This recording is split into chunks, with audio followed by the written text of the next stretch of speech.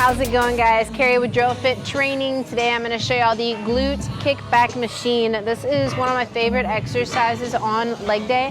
I like to start with it either before my hamstring day or before my quad day because it really activates the glutes or your butt muscles to be able to work and perform whenever you're doing other exercises. So it wakes them up, activates them, and you also get a great contraction.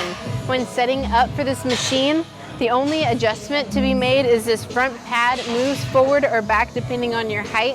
I'm 5'7" and I have 2 holes showing, or it's on the 3rd pin.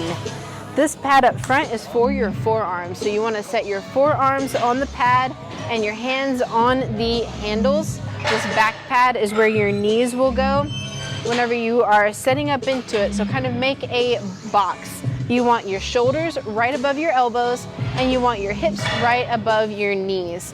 Now this platform back here has a bend in it. And I like to put my heel right below that bend so I can really push back with that foot. Now as you push back, you want to extend your leg and almost lock out your knee all the way at the top to really get that good glute contraction. And whenever you come down about halfway. So all the way extend, come down about halfway. All the way extend, down about halfway. I'll go ahead and do a few reps here to show y'all. All the way at the top, halfway down.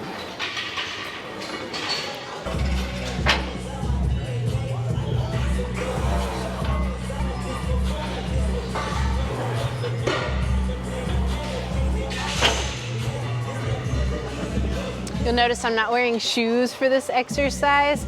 Really good training shoes are very flat whenever you're doing any type of hamstring exercise, your leg day, your squats, or deadlifts. I also like to go with no shoes. It feels better on my feet.